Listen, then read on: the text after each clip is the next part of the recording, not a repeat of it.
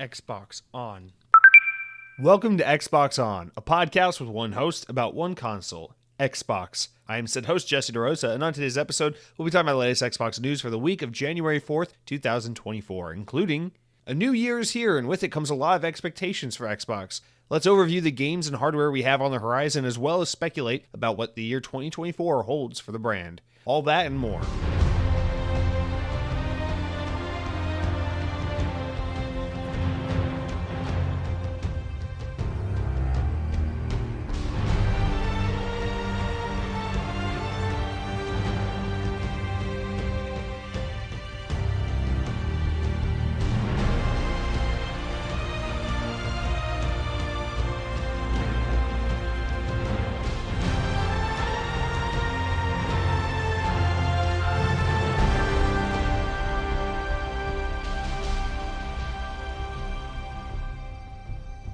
On this day in, well, not Xbox history, but gaming history, 23 years ago in the year 2001, RuneScape was released for web browsers worldwide. I guess you could play it on a Windows PC. Windows, of course, an operating system made by Microsoft. Microsoft, of course, the parent company behind Xbox. So see, of course, in a weird, strange, roundabout way, RuneScape is quintessential Xbox experience. I mean, if you didn't play RuneScape in 2001, 23 years ago, I mean, were you even really an Xbox fan? So, yeah, yes, it's no notable games really came out on January 4th. I'm sorry, it's hard to find the freaking AAA Game of the Year contender that was released on January 4th. So, yeah, we had to dig deep at the bottom of the barrel there. And you know what? I don't mean to say that because it's a little bit of an insult. And I have a big old soft spot for RuneScape because RuneScape is a game I enjoyed very much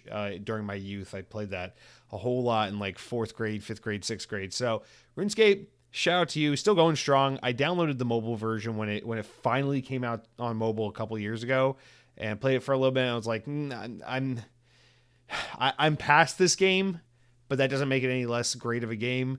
I just wish I could have played this shit on mobile, like maybe when I was in 7th grade and 8th grade and like the iPod Touch was starting to come out and things like that. But nope, the ship has sailed. RuneScape, you are serving a new generation that I am not a part of, but I do appreciate you being there for me in my youth. So shout out to RuneScape. I think that's the first time we've ever featured a game that's not an Xbox game in this segment. I mean, there's really like just absolutely nothing here. So we're giving the shout out to RuneScape. That's how we're starting off the year. Welcome to Xbox On in the year 2024. 2024, yeah. So, hey, new year. Happy New Year, everyone. Welcome. I hope you had a wonderful holiday season. Hope you had a great new year. Hope everyone was safe, ate some yummy food, got caught up on some sleep, caught up on some video games, and is rested, recharged, ready to get back to it. If you're like me, the holiday season pretty much just felt like any other work week because you didn't really get a whole lot of time off, but that's okay. There's something, whether you got a job where you nose to the grindstone or whatever the saying is during times like Christmas and New Year, or whether you're one of those people who's got like take a week's vacation and the kids are out of school. Regardless of where you fall on the spectrum, it doesn't matter. I'm pretty much on all the way towards the R side of the spectrum, and I must say, regardless, the holiday season still feels like kind of a break from the norm. So whether you're working, whether you're not working, whether you're in school or out of school, there's just something kind of relaxing, and like it feels like the whole world slows down a little bit and just kind of comes together and is like, yeah, you know what? Let's buck the daily the daily routine a little bit and just do something a little different. That's what I think I admire most about the holidays as I get older. It's not like, oh, I hope I get toys for Christmas. It's more like I just like that the whole world kind of gives up a little bit on the routine. I like that at work, whether it's busier than usual or slower than usual or like some crazy shit's happening or not. I just like that it feels different. I like those days you go into the office and it's like, oh yeah, you work in the office, but everyone in the corporate level took the week off because they're more important than you. So like, you're emailing someone about something, but they're out of the office, and then you email someone else and they're out of the office, and you're like, why am I even at work? And you're just kind of there. And it's like, oh yeah, but it's like the holidays. So it's kind of fun because it's like everyone's on this weird little little mode where we're just breaking things. And then January rolls around. It's like, take down your fucking festive lights. And then everyone's back in the office. Everyone's in a pissy mood. Traffic gets bad again. And then we go right back to brushing our teeth at 5:30 in the morning and slapping a bagel in the toaster for 30 seconds more than we should, just so we can get something on the road before we go back to the old routine. What am I even fucking talking about? Holy hell. Yeah, this podcast has been hemorrhaging. I will say, peak listenership was definitely during the pandemic. We were getting sometimes over 1,000 listeners per week. It was kind of fucking insane. There were weeks where we were getting like 1,300 listeners. I'm like, I'm a fucking guy in my apartment just talking about Xbox. I have no authority on the subject whatsoever. And over 1,000 people would be listening to the podcast. Over the years, definitely seen a sharp decline in listenership. And a little bit of that is, people kind of going back to the regular life, podcast, in general, people going like out to bars and going to work again. We're not all staying at home listening to guys talk about Xbox. But, these conversations I like to think probably don't help with the listenership. So resolution for 2024, maybe stay on topic a little more, maybe stick to the script a little more. I don't know. We'll probably break that in this very episode. Speaking of breaking conventions, guys, welcome to Xbox On, episode 240. 240, yep. Much like we have to do every year around this time, there's just not much going on in the news, so we can't really do the proper run of show. I mean, unless you guys want to really just like have your eyes water for 2 hours of me just being like, in other news, Skull and Bones is getting another beta. We're not talking about that shit. So what we usually do around this time of year is come up with some fun podcast ideas, some topics to kind of get us into get us amped up and geared up for the next year of Xbox. So last week we did our final episode 2023 where we talked about our favorite games we played in 2023. Shout out to Hunter. Thank you for being on the show last week and doing that with me. I think people enjoyed that. I enjoyed doing it. That's all that really matters, is I enjoyed recording the podcast with you, my friend, and I hope people out there enjoy listening to it. But this week, now that it's 2024, we're going to do something a little different where rather than looking back to the past year of gaming, we're going to look ahead to the upcoming year of gaming and talk about games that are coming out this year that are notable to Xbox, 2024 for Xbox, what the brand looks like, what they got coming up, what the rumors are, what the leaks suggest, what we think is going to happen, and kind of just a little overview on like Xbox and the year 2024. What does it mean? So I'm excited to get into that. I think 2023 was just an overwhelmingly busy year for like just absolutely everything. 2023 was crazy. Like if you like video games, there was no shortage of good video games. If you like movies, there's no shortage of compelling movies. And 2024 seems like it's pumping the brakes quite hard. And now we're kind of going back to a more regular stream of like, there's a little something for everyone, but if you budget your time just right, you might be able to play all the games you want to play this year. So we'll get into all that. So needless to say, format's going to be a little different this week. I think what we should do is start out with some couple like little tiny stories, things that would normally be done at the end of the show. And then from there, we'll get into what I've been playing. And then from there, we'll get into our whole 2024 Xbox overview.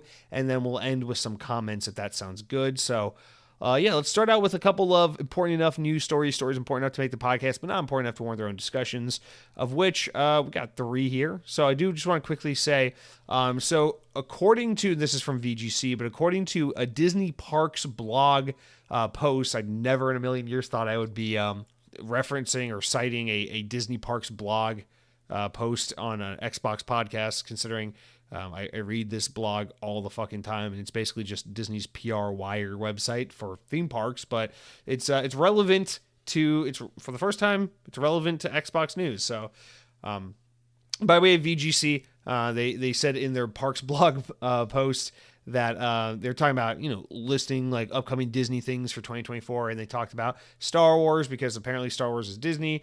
And they said Star Wars Outlaws is confirmed to be released in 2024. But their direct quote says Star Wars Outlaws, the open world Star Wars game, is set to release late this year.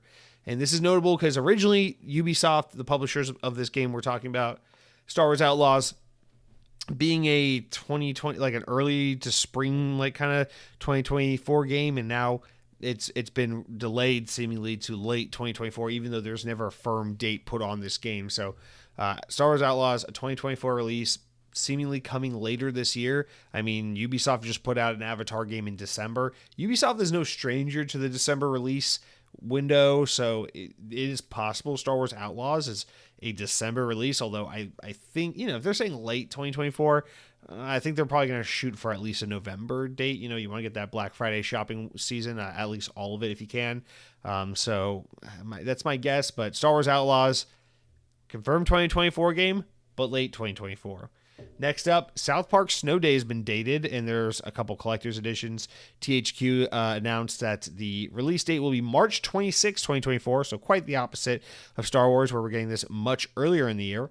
It will be on PC and Xbox consoles. The standard edition of the game is $30 US, but there's a digital deluxe edition for $50 that includes more cosmetic stuff and weapon types and new game modes. And then there's also like a physical deluxe edition that comes with other shit, but I don't know the price or what it comes with because no one really cares. But there you go, Star Wars Snow Day. South Park Snow Day, March 26th, coming quite soon. So be on the lookout for that if you wanted that 3D co-op South Park game. And then lastly, from Xbox Wire, we got a couple Game Pass updates here. So new month, which means new games coming and going from Game Pass. So I thought we'd just go through those real quick. So available today, Close to the Sun is on cloud, console, and PC. Hell Let Loose, cloud, console, and PC, available today. And then coming soon, the following games will be on Game Pass this month. On January 9th, you got Assassin's Creed Valhalla. That was a launch window Xbox Series X game. On cloud, console, and PC. Figment on cloud, console, and PC. Also, Assassin's Creed Valhalla being there is kind of notable because that's should be Ubisoft Plus whatever game, and here it is in Game Pass. Super Mega Baseball on January 11th, as well as We Happy Few, which I don't remember the reason for why that left Game Pass at one point, since technically they're an Xbox-owned team now, but I guess the game wasn't published by Xbox Game Studios, so that's why maybe Xbox doesn't have total licensing control or IP control over We Happy Few. And then also on January 16th, Resident Evil 2 Remake comes to cloud, console, and PC, probably the biggest game on this list. And then Those Who Remain on January 16th as well. But it's not all gains. There are some losses, as always. So on January 5th, Grand Theft Auto 5 will be leaving cloud and console on Game Pass. Every time Grand Theft Auto 5 comes to Game Pass, it only ever stays for a couple months max, so this is no surprise there. And then also leaving January 15th, this one is surprising here. Persona 3 and Persona 4 are leaving cloud, console, and PC. I mean, they've only been here a few months. That's kind of surprising, especially because a lot of Sega stuff, Atlas being part of Sega, a lot of Sega games usually stay with Xbox and with Game Pass for quite a while, so I am a little surprised by that. Also leaving on January 15th are Garden Story and MotoGP 22. So play them now if you want, because they'll be gone from Game Pass forever or for a while, beginning on January 15th. All right, those are all the little stories. Just a little palate cleanser. That way we can't say we didn't talk about Xbox at the top of the show, at the top of the year, at the top of the first show of the year. But with that said, we're not going to get into any more Xbox news. We're going to take a break, talk about games I've been playing, talk about a little bit of nothing, and then get into this year in Xbox. What is coming to Xbox in 2024? I'm excited to get into this because it's nice to have that little refresher. It kind of orients you, gets you in the headspace of like, okay, 2023 happened. Everyone hated Redfall, whatever, let it go. What are we looking forward to? What's the focus for the next 12 months? So it'll be nice to go through that and kind of ingratiate ourselves, refresh ourselves on Xbox's 2024 layout. But before we get into all that, guys, let's talk about the games I've been playing this week. I'm actually very excited to talk about the games I've been playing. But before we can even do that, because tradition dictates, I must first tell you what it is I have been eating. That's right. 2024 is no different. I can never tell you about the games I've been playing until I tell you about what I've been eating.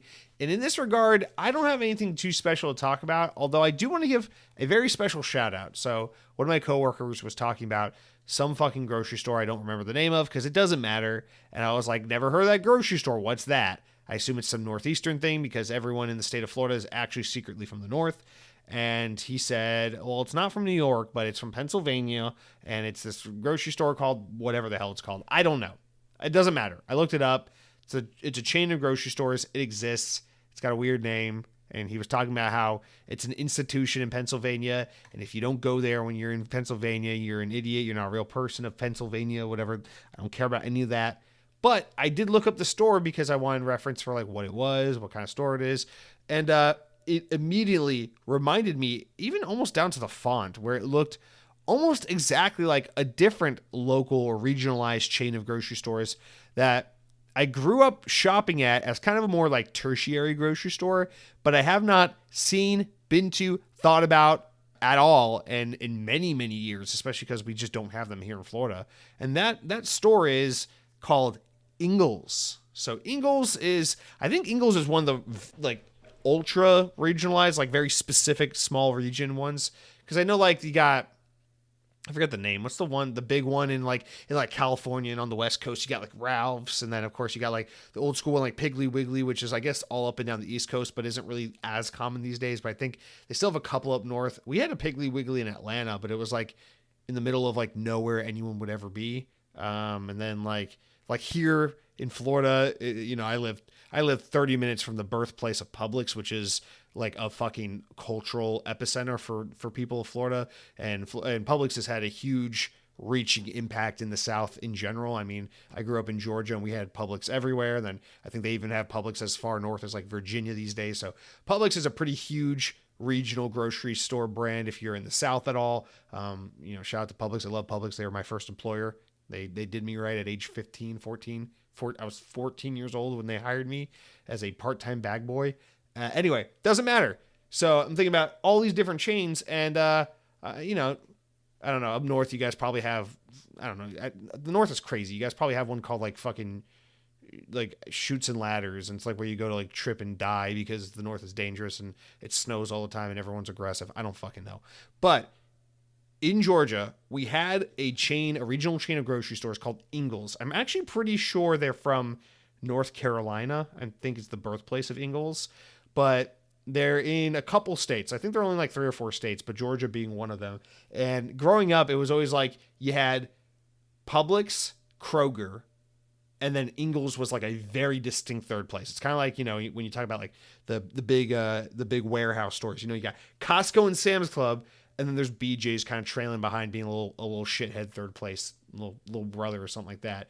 I don't know. What's the equivalent in like supermarkets? You got Walmart, Target. What's like a third place to Walmart and Target? I feel like, is there one? I don't know. Doesn't matter. Doesn't fucking matter. Doesn't always have to be a third option. In this case, there is a third option if you grew up where I grew up, because you got Kroger, and Kroger is kind of sad looking inside, but they have really good produce, really good prices, and great variety. And then you got Publix, which is like amazing quality of food, but way overpriced and not quite as good selection as Kroger, but like you get what you pay for. The customer service and the cleanliness and the quality is super high.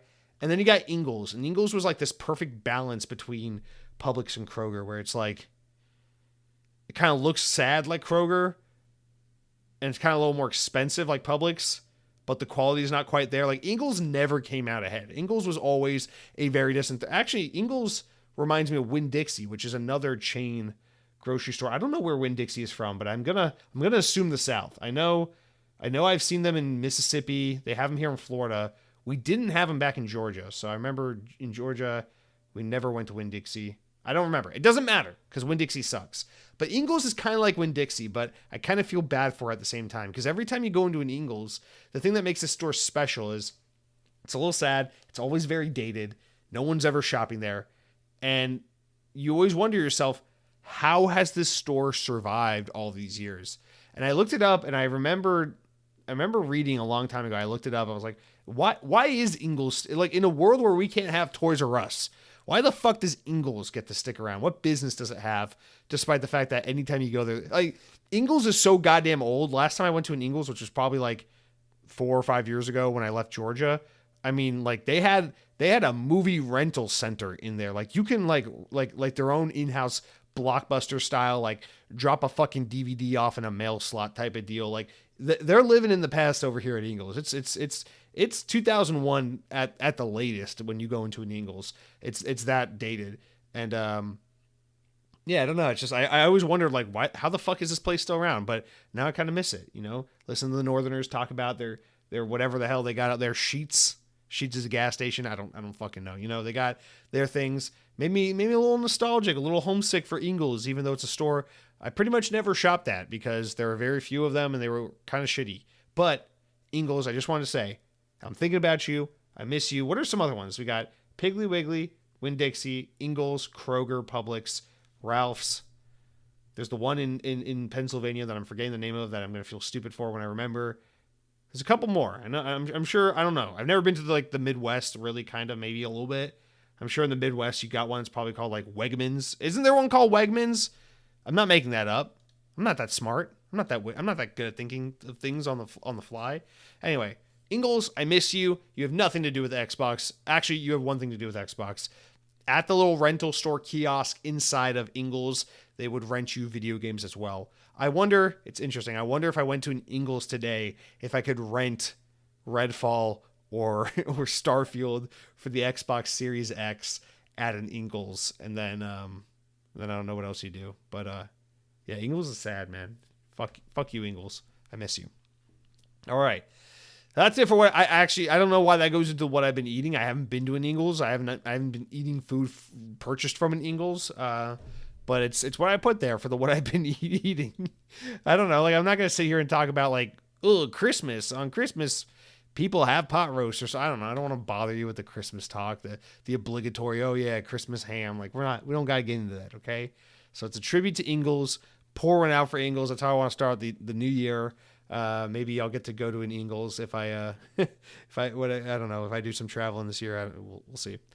All right, let's get very far away from what I've been eating, because it's just what is that even? Oh, also as a side note / announcement, Taco Bell is making some major changes to their value menu beginning now at the start of 2024. So be on the lookout for some of your favorite items being gone, as well as some new items emerging and coming onto the menu. So side note. But let's move into what I've been playing, you guys. I'm actually excited to talk about this. Last week we didn't have this segment because we had a very different show, but this week I'm just itching to tell you all about my time playing Batman Arkham Asylum. So Batman Arkham Asylum, of course, released in 2009, Rocksteady developed, Xbox 360 game, basically kicked off the notion of, more specifically superhero, but maybe in general, this idea of super high quality, AAA-esque licensed games based on movies, comic books, TV shows that are like actually of a high quality, original storytelling, like leaning into the strengths of gaming in general.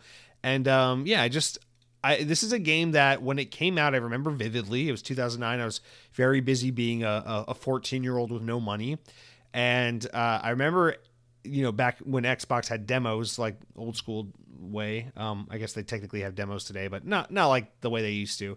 But anyway, back when the game came out, there was a demo on the Xbox Live Marketplace. You could download it, play it on your Xbox 360. And I remember downloading it and thinking, I don't know why I'm downloading this. I don't like Batman. I think Batman's lame and boring. But I'm 14 and I want to play video games and I have no money, so let me try this demo out. And I remember playing it and thinking, wow, this is actually remarkably a lot of fun as someone who really doesn't care about Batman at all. Because when you're 14, you judge a game's quality based on whether or not you like the license it's based on, and not on the pure quality of the game and itself and the experience of playing the game. And so, yeah, I remember just being like, Batman Arkham Asylum, that game's actually pretty fun. I enjoyed that demo a lot. I'll probably never play this game. And then moving on with my life. And then in the years since the game has come out, obviously, Batman Arkham Asylum has become a bona fide classic. One of the must-play titles of the Xbox 360 era, a game that many regard as the greatest superhero game to ever release. I don't know if I'd put it that. I don't know if I'd say that, but it's certainly up there. And last year I tried, I don't know, in 2022 or something, I got the Batman Return to Arkham collection with all three games, Arkham Asylum, City, and Night. And I remember buying it for like dirt cheap. It was like $15 to get all three games or something like that. And I remember being like, I'm finally going to play these games. And I started Arkham Asylum. I got like 30 minutes into it. And it was just one of those things where like, wasn't feeling it. Like wrong time, wrong place. Was forcing myself to play the wrong game at the wrong time. Didn't work. So I just moved on. But I was like, I know I'm going to come back to that. And then for some reason, I had an urge over the holiday break, holiday season. I was like, I'm going to play through Batman Arkham Asylum. For some reason, I'm deeming this game a Christmas game. There's something about that just feels like Christmas. There's something about walking through an insane asylum full of supervillains that feels like gathering around the Christmas tree with your family. And so I finally played Arkham Asylum. I restarted it. I sat through it, played the whole damn thing like 2 weekends.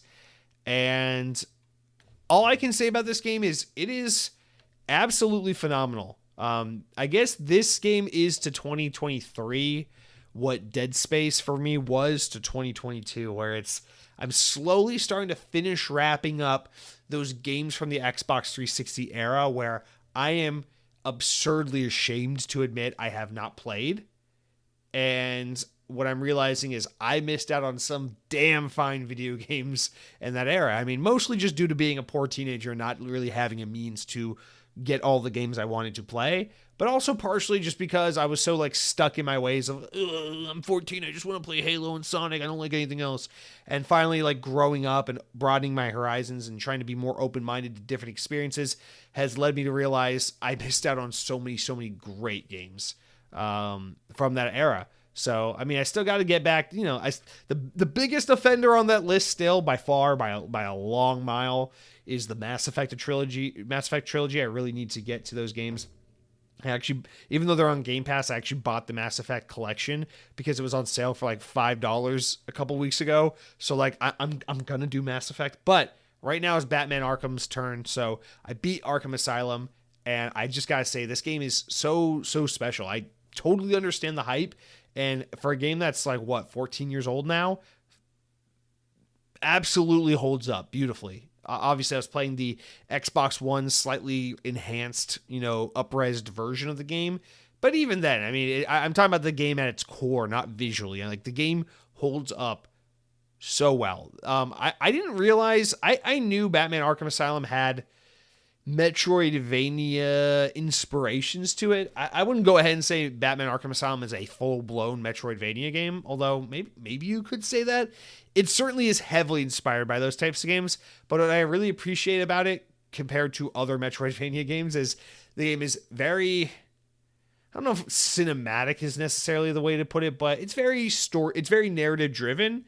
It's very linear despite having those trappings of like a Metroidvania game where you do go backtracking and you do, come back and reattempt this door or this entry point once you've unlocked this ability or this piece of equipment. So it has those kinds of sensibilities, but while also feeling very linear, like the game definitely holds your hand and tries to tell you where to go in a large way. And I actually really appreciate this because I don't like the aspect of Metroidvania. Like I love me a Metroidvania game until the game lets you get lost and says figure it out. Like that's always been my issue with these games, namely with the Metroid series in general, where I'm like, God, I love Metroid. It's so cool. It's atmospheric. It looks badass. It's fun to play. And then the second you get lost, you're like, fuck this game. This game is dumb. It's for babies with very low IQs. I don't like this game. So I actually really appreciate that this game does that thing where it gives you like that experience like you're playing a Metroidvania style game while also making you not feel stupid because it's pretty damn easy to figure out exactly where you need to go and what you need to do at any given point. So shout out to that. But also just, I mean, aesthetically, I think this game absolutely nails the tone and the feel of Batman, As someone who has a very arm's length kind of relationship with Batman, I'm not super familiar with the character. I grew up with older brothers that liked Batman, but I didn't watch the Batman animated cartoons, even though I technically grew up during like the prime era of like Batman the animated show and the Justice League animated show, like all the best DC animated TV shows. I really missed out on Batman. I mean, like to me, like the most Batman exposure I would ever get was like growing up, going to Six Flags over Georgia and like seeing like the Batman roller coaster. Like that to me was the extent of my Batman exposure growing up for the most part. But despite not being steeped in Batman lore, obviously he's too big of a character for everyone not to have some kind of touch point and reference to. And I feel like I've had enough Batman exposure via cultural osmosis and also just by way of like the Batman animated, show and everything being so ever present, so popular during my youth that like, I feel like enough of that tone and understanding of that character and that version of that character and like that kind of Batman universe has like seeped into my brain and my psyche to where even though I'm not technically an authority on Batman, I can play this game and still confidently say this game gets Batman to a T, you know? Like I've talked about how, like, for some reason I just randomly got into the DC Universe movies, and now I've watched pretty much every one of those DC Universe movies. I like them. I think they're a lot of fun. I think those movies woefully mischaracterize and like just fail to capture Batman appropriately, especially in that and I even like that what's his name, the fucking actor that people like, he's handsome, whatever, the guy that plays Batman. I don't know why my mind's blanking, but anyway, like, I like his version of Batman, but like it doesn't feel like Batman. This game feels like Batman. It's really cool. I love the villains, I love the characters, I love this idea of like this superhero that like is super calm and collected, and he's like constantly surrounded by chaos and danger and psychos, and but he's always like keeping himself composed and looking at everything as like, okay, what do I need to do here? Let me analyze the situation. Like, what's going on? How do I keep people safe? How do I disarm this guy? How do I get out of this dangerous, situation? It's like, I don't know. It's like Batman's kind of a badass in this game. It's just, you're going through this asylum filled with all these supervillains that you kicked their butts and put them in here in the first place. And now they're all breaking out this one night, this one crazy ass night, for this like crazy plot to get out and take over the city and do all this shit. And you as Batman are just like keeping your composure, being a total badass, and being like, hey, I don't even have any superpowers. I'm just a rich guy with a bunch of gadgets and a big brain, and I'm gonna fight my way out of this with my sexy arms. And it's awesome. It's a badass game. The combat is super fun. Another thing I love about this game, the combat is so straightforward. It is fun. It is rewarding, but it is straightforward and easy to pick up and enjoy. This is something I miss so much from the Xbox 360 era, especially with third-person action games with melee combat. I miss so badly when games weren't afraid to be like, yeah. So the X button is punch, the Y button is like heavy punch, and like the B button is kick, and then like the A button is like dodge or jump or something like that. And these are the enemies, and your job is to like punch them and beat them up, and you can do different combos and do cool moves, and you can jump off this thing and like slam dunk on someone like a wrestling match, and you can like use a rope and like tie them up, and you can do this and different. I like that. But nowadays games are like, the combat is so thoughtful and challenging. It is tough but fair. Tough but fair. I swear to God, if you put that on my fucking gravestone, like my tombstone, it's just, I don't know why you would do that. I hate that phrase. The point I'm trying to make is I miss and I yearn for third-person action games to go back to just being like, yeah, you fucking beat them up. You got combos. It's a fighting game. You press the X button. You punch the guy in the motherfucking face. It's cool. You feel powerful. You move on with your life. Nowadays games are like, oh, well, did you get the snake charm, which grants you a buff of -2%? Did you know that the shield of Esmeralda will actually grant you the ability to poison your enemies if they are found within the Tomb of Wonders or some shit like that? It's like, fuck this game. You got to parry. You have to master the parry mechanic if you really want to be. Fuck you, Star Wars Jedi. Fuck you, Dark Souls. Fuck you, all the Souls games, all the Wolongs, all the fucking dynasties, all the Fallen dynasties. I hate you all. You're fine. You did nothing wrong to me. You please and entertain millions of people around the world. But I hate the impact you have had on gaming and how no game is allowed to just have the fucking punch, kick anymore. And Batman Arkham Asylum speaks to my tiny, unskilled monkey brain and says, it's okay to just mash X and feel powerful and have fun while doing so. You don't need to become a fucking PhD in parry in order to enjoy this combat. And I really, really appreciate that about this game. And guess what? Batman Arkham Asylum, played it for the first time 14 years after it came out. It's 2023 while I'm playing this game, and guess what? It holds up. I'm enjoying it. It's a good time. Didn't need to be tough but fair. Didn't need to be grueling hard. I even died a couple times. Play the game on normal mode. You might die a couple times. Oh well, you'll get better. Keep trying. It's fun. I want more games like this. I know like the new Spider-Man game still plays like this. It's fun. I love it. It's like you get gadgets, you get toys to play with. You get different combos. You can unlock new abilities. That's cool. I'm all for like you unlock new gadgets and abilities as you progress the game. That's fucking cool. I love that. but I yearn for games that have combat like this. I don't need to level up. Okay, I don't need to reach my power level 27 in order to fight a bad guy. I don't need you to like randomly level cap a fucking part of the game. I definitely don't need you to tell me to master the parry mechanic and the dodge roll mechanic and all this shit in order to play the game. Batman Arkham Asylum, you are fun, you are simple, you are straightforward. You have cool atmosphere, you have cool bad guys, you have cool boss fights, you have fun combat, you have great world building. It's a great romp. It's a fun little 7-hour game. All takes place in the course of one really badass night. It's a fun game. Really glad I played it. Batman Arkham Asylum, you are definitely one of the better superhero games. Are you as good as some of the classic No, fuck no. Maybe it's nostalgia, but Spider-Man 2 for the PlayStation 2, developed by Treyarch in the year 2004, that game will be 20 years old this June. Fuck me. Still the best superhero game ever made, in my opinion, for my money. Insomniac Spider-Man, I haven't played Spider-Man 2 yet, but I played Spider-Man 2018 and Miles Morales. I'll take those games over Batman Arkham Asylum, but I am a Spider-Man nuthead, so, whatever, for what it's worth. But Batman Arkham Asylum, you are very good. And honestly, this kind of goes back to when I played Gotham Knights earlier in 2023 at the beginning of the year, and I was like, I don't know what all the fuss is about. I think this game's pretty good. Now we'll talk about that more later because I did roll in from Arkham Asylum directly into Arkham City, the sequel, the 2011 sequel.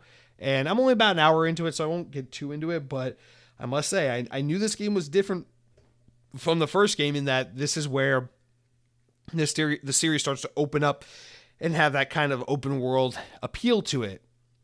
An hour into the game, I must say, I'm a little surprised. I thought this game was going to feel like a big departure from Arkham Asylum, but despite being kind of open world, I think the game still feels pretty much like Arkham Asylum, just with side quests and exploration. So, I don't know. More thoughts on that next week when I get to play more of it, but so far I'm enjoying it. It actually reminds me a lot of Gotham Knights. And I don't know, I just assumed because I didn't have experience playing the Arkham trilogy and because everyone hated Gotham Knights, I had assumed when I played Gotham Knights earlier in the year that it just must be such a massive departure from the Arkham games and that, there's no shared DNA and that everything about this game must suck compared to the old games. But I don't know, man. I've played Arkham Asylum, really loved it. I'm playing Arkham City, really enjoying it. More on that next week. And so far, it doesn't take away my enjoyment of Gotham Knights. I still think Gotham Knights was a pretty fun game. Not as strong narratively and as strong with the characterization, the world building as the Arkham games have been, but certainly a very, very fun game. So, for what it's worth. But yeah, that's it for what I've been playing. Well, enough about Batman for a little bit. Let's take a quick break here, and then we'll jump in and talk about Xbox in the year 2024 and what all we got to look forward to as we begin another 12 months of our mere existence. So let's do that. All right, let's just jump right into our main topic of discussion today, which is Xbox in the year 2024. Oh my God, I had to stop myself. Almost said 2004. All right, so Windows Central put together a big old list about big notable games coming out to Xbox in 2024. In fact, a lot of websites are putting together lists similar to this right now, and I looked through a bunch of them, but I thought Windows Central put a pretty good one together. Plus, we like those guys. So, pulling from Windows Central, I'm not reading everything on their list. I picked out the games that I deem to be arbitrarily so the most notable games coming to Xbox this year, along with just some other games coming to Xbox this year that personally I think are notable, even if not necessarily, like, whoa, everybody stop what you're doing. Sonic Superstars 3 is coming to, that kind of thing. So, bunch of games to get into here. And then after we do that, I want to talk about some Xbox games that we know are on the way that don't have release dates and what we think 2024 could do in terms of updates and showings of these games if possible, as well as hardware predictions, things like that. So let's jump into it. We'll go into the more concrete stuff and then get into more of the vague stuff as we progress. So starting with games, thankfully Windows Central put this in release order or to the best of the ability since everything doesn't have a release date yet. But kicking us off in just a little bit here in a couple weeks, Alone in the Dark will come to Xbox on January 16th. So this is a pretty good one because we're going to get a new Alone in the Dark. I don't have much to say about this one. I just know it's a long-standing franchise that people are. I don't really remember. I think the ownership of the IP has changed hands a little bit. I think it got tied up in that THQ Nordic mess, and so now the IP is back with the original developer, I believe, and they're at it again, going back to Alone in the Dark for the first time in a long time. And so this has horror fans excited. Nothing that I'm super into. I feel like Alone in the Dark is a very distant. It's like you got Resident Evil at the top, then you get Silent Hill a couple steps down from that, and then you got a lot of space before Alone in the Dark really comes in and takes that third place. But Alone in the Dark, nonetheless, is a long-standing IP in terms of its name. It's got recognition. I think people are excited to just hopefully get more great horror, as in recent years, the horror genre has just proven to be, has proven to make something of a comeback, and I think people are just excited to see more of that. So Alone in the Dark in January on the 16th. But then 2 days later, we get Prince of Persia: The Lost Crown. So it's another, kind of like smaller game in the grand scheme of things, but it's a 2D side-scrolling Prince of Persia game, kind of an homage to classic Prince of Persia. I think this game looks pretty good. I think the couple times we've talked about on the show, my reoccurring reaction has been, looks pretty cool. It's nice to see them do something like this. I'm definitely not going to play this game, but I'm sure this is going to be quite exciting for old school fans of Prince of Persia, of which, I'm not sure that there are technically too many of these days. I feel like Prince of Persia as an IP was kind of nullified and made irrelevant by the existence of Assassin's Creed, but with Prince of Persia: The Lost Crown kind of going back to the series roots, this has very little in common with a game like Assassin's Creed, so it's cool that it can stay on its own, it can be its own thing, and be a way to bring this dormant IP back in hopefully a meaningful way. The game looks good, so we'll see how it pans out. And then we get the first game that I would say is something of an important game to Xbox. And I only say that because this series has grown to have an Xbox kind of marketing affiliation, and that is the formerly known as Yakuza, but now known as the Like a Dragon series.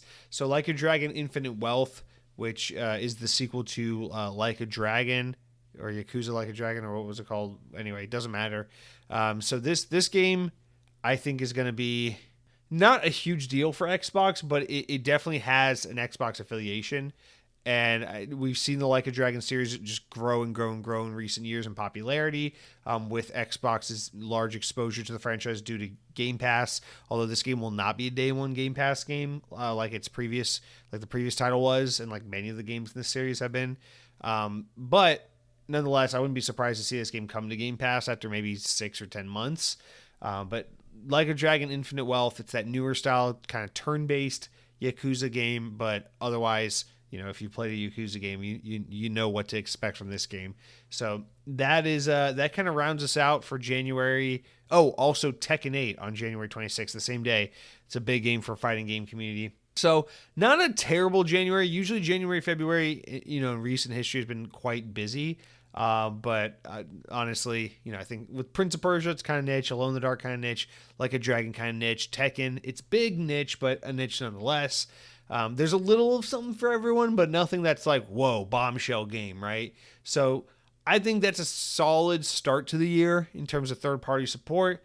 Not bad at all, but we can do better, and I think we will. So we move into February, and we start out with Persona 3 Reloaded.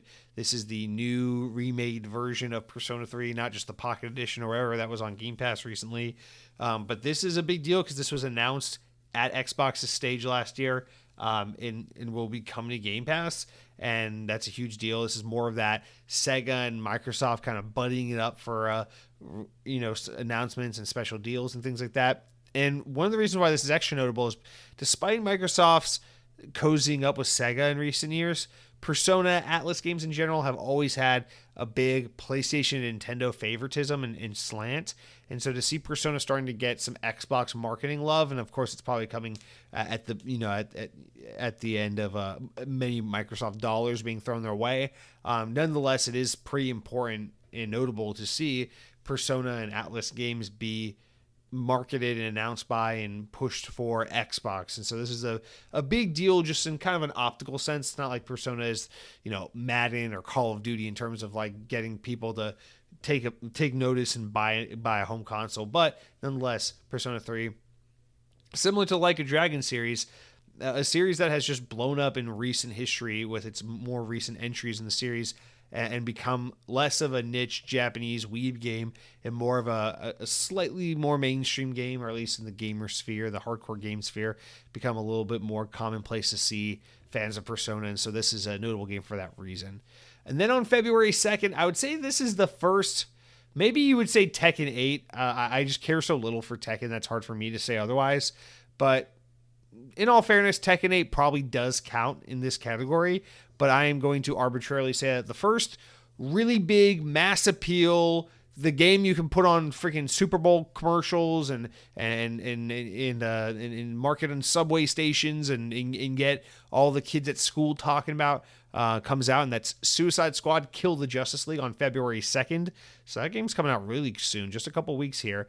And I think this game will sell very, very well. I think this game will get a lot of attention and be a huge hit on both Xbox and PlayStation. However, I think there's a lot of, obviously there's a lot of cautious optimism and a lot of skepticism surrounding this game because, you know, and I'm in a place where I can kind of talk to this because right now I'm playing through the Arkham games. This game is such a departure from what Rocksteady did with the Arkham games.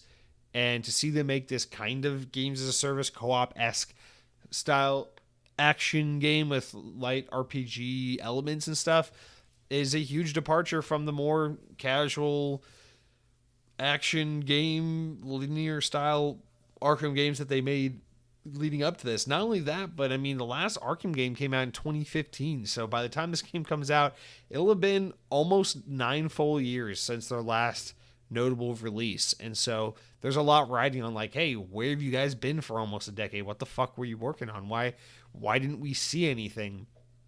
And so I think the stakes are high, the expectations are through the roof. And honestly, I gotta say, like, on a personal level, I am excited for this game. I know a lot of people are like, this isn't what I wanted, but to me, it still looks badass. It still looks like a lot of fun. So that's all I care about. Well, you know, jury's still out on that. We'll find out in February. But I think people are just kind of down for a cool Suicide Squad game because we now live in this post MCU world where like the people like James Gunn have taken obscure comic book characters in squads like the Suicide Squad or the Guardians of the Galaxy or Ant-Man or whatever the hell it is, and taken just really weird characters and made them cool and mainstream and likable and things and household names that everyone kind of cares about. You know, I can very, very, very distinctly remember, and it's kind of surprising. It's crazy to think that there are kids today that probably don't have this experience that I'm about to share, where I can absolutely remember a time where it's like, yeah, Spider-Man, Batman, Superman, the X-Men, the Incredible Hulk. Yeah, I've heard of Captain America, you know, but like, I don't know. I don't read Captain America comics, but like, if you show me a picture, I know what Captain America looks like. Sure, I know what Iron Man looks like. Not that I read Iron Man or that there's ever been a good Iron Man TV show, but I know what Iron Man is, I guess. But like, we now live in the world where not only do people like that not exist any longer, but it's not even things like, you know, secondary characters like an Iron Man or an Aquaman are popular. We're now so deep down the fucking list. People are like, oh yeah, I know all about the Eternals, you know? You know, when I was growing up and I was a kid, I thought I was a fan of Marvel. I thought I knew Marvel characters. You wouldn't see 8-year-old me clamoring for season 2 of Loki on Disney Plus. Like, we're in a pretty fucking like post MCU world where like the most nitty-gritty characters are household names and popular, and people look forward to getting more of that. And so it's cool. Like, it's cool that we're there because now we get a Suicide Squad game. And today a Suicide Squad game gets the same amount of like excitement and fervor that like back in my childhood, maybe a Batman or a Superman game might have gotten. So I don't know. I think that's cool. We get to see characters like the Suicide Squad adapted to video games and see what it would be like to play a Suicide Squad video game. And I think this game is going to sell many millions of copies. I'm sure its development budget is through the fucking roof because they worked on this game for almost a decade. But again, I think this game is going to sell many millions of copies. I suspect that we have another Gotham Knights on our hands where we're going to get a game that sells very, very well, reviews very, very mixed, and probably gets this weird narrative from the games industry and from gaming pundits that, oh yeah, Suicide Squad was kind of just not what anyone wanted. It was a dud. It was a shitty game, even though probably many, many millions of casuals will play it and enjoy the hell out of it, because it's usually how these things go. The way the hardcore gamers remember things is not the way that the world actually experiences them. So Suicide Squad Kill the Justice League, I don't expect there to be a lot of love for this game in terms of like the loud voices of the gaming world, but I do expect it to be a very fun game, and I'm very much looking forward to trying it. All right, next up we got Banishers Ghosts of New Eden. This is that new third person, I think it has RPG elements. I could be wrong about that. I think it's a third person like action RPG style game from Don't Nod, the guys that do Life is Strange. And I know they've done some other games. They worked on one of the vampire games, I believe. They did that Remember Me game. They've worked on other they did that Juiced, whatever, that climbing game that just came out a few months ago. They've worked on like non-story based Telltale style Life is Strange-esque games before, but this is just a little different, right? I feel like we haven't seen anything that looks this like full-fledged AAA video game-esque from them, at least in a very long time. And I'm kind of optimistic about this game. I feel like this is one of those games where like I'm following it and paying attention to it. I will see I will eagerly watch the reviews and consume opinions on this game. But if I play it, it will not be probably for a couple of years and on a steep sale or a Game Pass not because I don't think the game looks good, but because it's like I just feel like every time I watch a video on this, like a trailer for this game, I don't walk away knowing more about what the game is or being further sold on it. I just feel the same equal amount of like entry level mild intrigue with it, and it's just like, I don't know, I just have so many other games I know I want to get to soon. That's like, why would I bump this to the top of the list? So February 13th, I think the game looks cool. Got that male and female character. It's got this weird like kind of like supernatural twist to it, and I don't know, they say it's got like open world-esque elements to it, but it's a third person game, and it looks like it's got an interesting story and an interesting world. And I don't know, not crazy into it, but I'm made curious by its existence. Like, I'm curious enough to follow along, but not excited enough to want to play it. That's kind of where I am with this game, but I think it looks good. Like a nice little third-party support here, right? Then Dragon's Dogma 2 comes out. We jump over to March. Dragon's Dogma 2 comes out. I know people are really excited about this cult following that's developed for Dragon's Dogma, the original 2012 game, and now it's getting an arbitrary sequel that no one saw coming, and everyone seems very excited about it. I don't remember people ever really caring about or talking about this game, but now people seem to really be hyped about its return, so I have no feelings, no thoughts on this game whatsoever. I just know that people seem very excited for it. We still notice how, we're heading into springtime. We still haven't talked really about any exclusive first party content. We'll get there. Next up, we got Destiny 2, The Final Shape. This has been pushed back to June 2024. So this is the last narrative, the last expansion for Destiny, is how it's being billed. I don't know. Maybe Destiny 3 comes out one day. Maybe Destiny 2 gets more content after all. I don't really know exactly how we're supposed to interpret this, but it is supposedly the end of Destiny. Like, this is the Avengers Endgame of Destiny. And I gotta be honest, I did not hate Lightfall nearly as much as other people did. I thought it was really good. Not the best, but really good. Really fun, really aesthetically interesting. And even though I have fallen off of Destiny in recent years in terms of like playing seasonal content and like, oh, it's season of the Witch and season of the Forsaken or whatever the fuck they're doing, even though I've kind of fallen off that stuff a lot, I have not fallen off of my commitment to playing Destiny whenever a new expansion comes out. So when this expansion comes out, I will definitely be there for it. I'll be very eager to see what a wrap up to the Destiny universe looks like, especially because despite the many, many times I've attempted to really learn the Destiny lore, I feel like it's been like such a fucking roller coaster. Like, there are times where it's like, I kind of think I know what's going on, and then a couple things happen, and I'm like, I'm completely lost. And then I unremember all the things I remembered, and then I unlearn all the things I thought I learned. And then like when I'm playing the game, they're like, Zafala, the Taken, the Traveler, they're just saying all these names, and they're just, and I'm like, I know who that is. Yeah, I know who that is. I recognize that.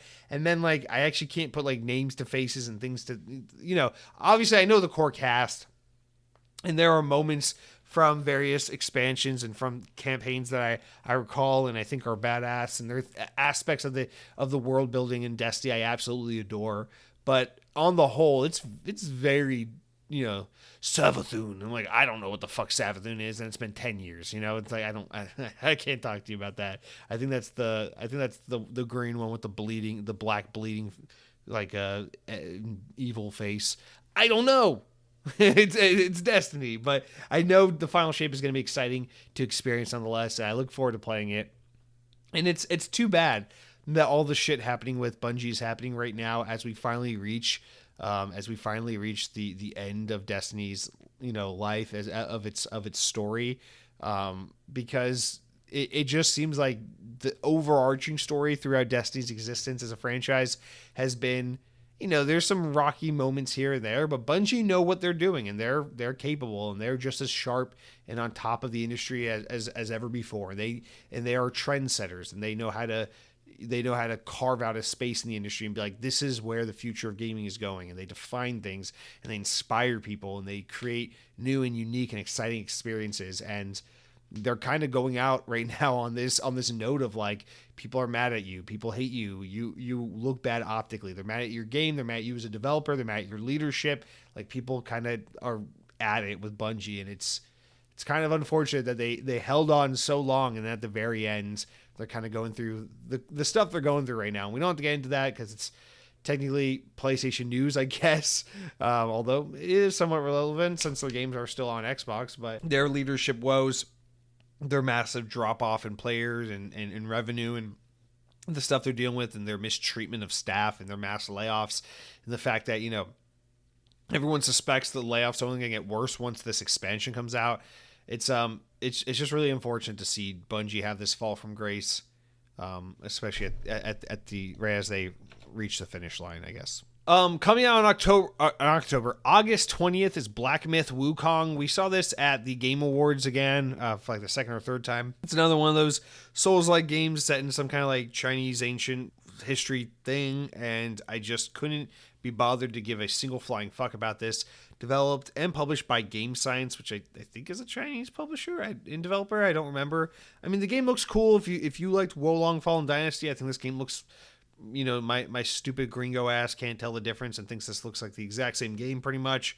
And it's not to discredit the game. I'm sure it's going to be good. It's just I'm not into this stuff enough to be able to really appreciate the nuance and be like, oh my god, this game looks so excellent, you guys. Black Myth Wukong. So there's that. Then we got the First Descendants, which also we saw recently, and I think this game looks pretty good. It's just planned for summer release, no specific date. But the First Descendants is a multiplayer action RPG looter shooter by Nexon Games, the Korean publisher. This publisher is coming out of the woodworks all of a sudden. They are trying to get in on a bunch of Western developed games and multiplayer games and trying to just become a more prominent player, which is it's cool. It's weird to see this as the Guild Wars publisher and owner. It's kind of weird to see them just kind of come out of nowhere after all these years of kind of hiding and lurking in the shadows, becoming a bigger and bigger publisher. But this game looks pretty good the couple times we've seen it. I'm interested in seeing more about it. The 4-player co-op looter shooter thing. I feel like these games are always like either right up my alley or just such a fucking massive miss, swing and a miss. And so I'll have to definitely keep an eye out for preview coverage and reviews and stuff. But the First Descendants, I think, looks like a fun time. But again, we're halfway through the year now. We still haven't really gotten any Xbox first party, anything materialize. So there's that. Then in September, we get Warhammer 40k Space Marine 2. I think this game just looks so fucking badass. I really want to play this game. It's Warhammer Gears of War, basically, and every time we see it, I get a little more excited for this game. Is this game going to be a Game Pass game? Am I making that up? Is this a Game Pass game? I don't remember if we've seen this at Xbox. Shown as a Game Pass title. I can't remember. But regardless, I don't care. I'm here for this game. Whether I got to buy it, or it's including Game Pass, I'm definitely playing this. I am itching for some more Gears of War, and Warhammer just keeps putting out. We just keep getting more and more cool Warhammer games. Bolt Gun was awesome last year.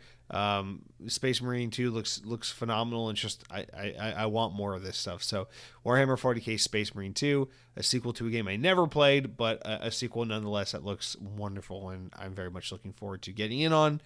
Also in the fall, we've got Metaphor ReFantazio. For the same reason as before, Atlas, the Persona developer, these games that are being kind of shown and announced with and marketed towards Xbox. It's a really good get for Xbox. Now, this game is multi-platform, and it's coming in fall of 2024, but I just think it's notable that these games are getting Xbox marketing and Xbox attention, because these Atlas games are normally heavily associated with PlayStation. So that's a good one for Xbox to get that kind of marketing tie-in buzz. It's that optical stuff that's going to help them seem like they have the Japanese support that PlayStation has, like they're not lagging behind in ways that they actually are, and that they are also capable of getting really cool exclusives, marketing deals, and tie-ins that most people only associate with the dominant brand. So is that. And then last here that we have like a kind of definitive, actually no, that's not true, we have a couple more here. 33 Immortals is next. Co-op focused roguelike game where up to 33 players can play at once. From Thunder Lotus, I think this game looks pretty okay. They seem to be doing a big Xbox push with this. It was shown over the summer at the showcase. Phil Spencer then played it and did a demo of it at the little follow-up showcase they did the next day. It looks very Hades-like, but with 33-player co-op.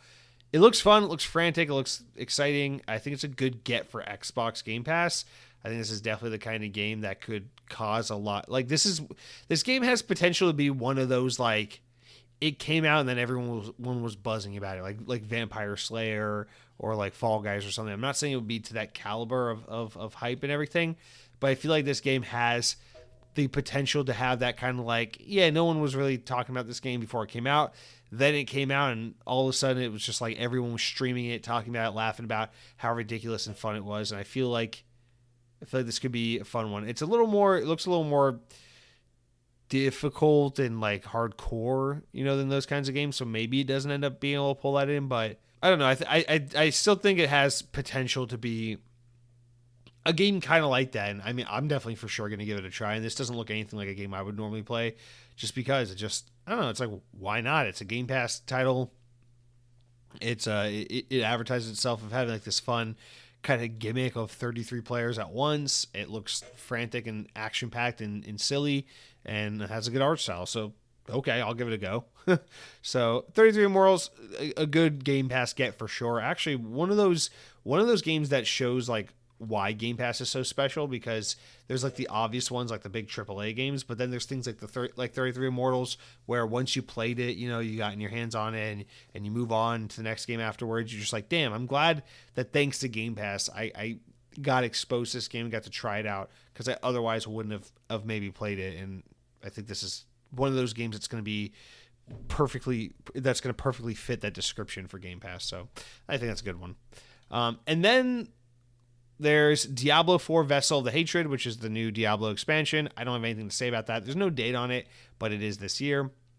As well, there's Final Fantasy 14, which is the online Final Fantasy, which is finally coming to Xbox this year after being on PlayStation for like almost a decade at this point. So I know that's a big deal to people who are fans of that game, although I can't imagine they have a big audience that they can capture here on Xbox, but we'll see. We've yet to see how that goes. Then there's John Carpenter's Toxic Commando, which I am all over this game. I think this game looks fucking awesome. It's like that Left 4 Dead style co-op shooter game that we saw at some point last year. I don't remember if that was at Summer Games Fest or where we saw that, but my God, that game looks so fucking cool. And I would like to see more gameplay of it, because I think that's a day one game for me. All right, and then there's also Star Wars Outlaws, which we already touched on earlier in the show, coming late 2024, developed by the Division guys. Division guys, right? Massive. And then, yeah, I mean this game looks badass. I love it. It's like GTA, Star Wars, gunslinger, fucking Han Solo shit with an open world thing going on, and I'm very into this. As someone who is mostly not into Star Wars at all anymore, this is a game that definitely captures my attention, and I have every intention of playing. So, yeah, Star Wars Outlaws. I think the game looks really good. Good get for Ubisoft, for them to it's not only weird just seeing them have a Star Wars game, but to see one that looks this good, it's pretty cool. All right, so now what we're going to get into are the Xbox games that we know are coming this year in 2024. Unfortunately, we just don't have firm dates for any of these games, and so we're going to have to just talk about them in more vague terms without dates, and just hopefully they are coming this year, but we don't know for sure because Xbox just have not given us dates. The first one I want to talk about is the game that I am no doubt the most excited about coming from an Xbox Game Studios team, and that is actually I should say this is probably the second most anticipated game or second most hyped and marketed game that Xbox has coming out this year, but it is the number one game that I am most excited about, and that is Avowed. So Avowed from Obsidian, this is their Pillars of Eternity, Elder Scrolls style game, first person AAA open world, Pillars of Eternity style game. It looks so good to me. I mean, I can't even begin to talk about the random ass bullshit controversy last year about this game looking a little vibrant and saturated in color and having some more whimsy or more cartoonish flair to it, because if you're really going to look at the gameplay for this game and the trailer for this game and say that this game looks stupid or childish or, oh, I don't like it, whatever, fuck you.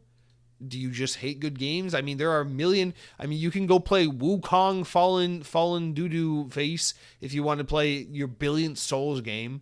But if you want to play a real game for badass men who have chest hair and maybe a faded tattoo from when they were 18, then you're going to play a badass game like Avowed. And so shut up, sit down, stop dancing your seat. You get to go pee when I'm done talking.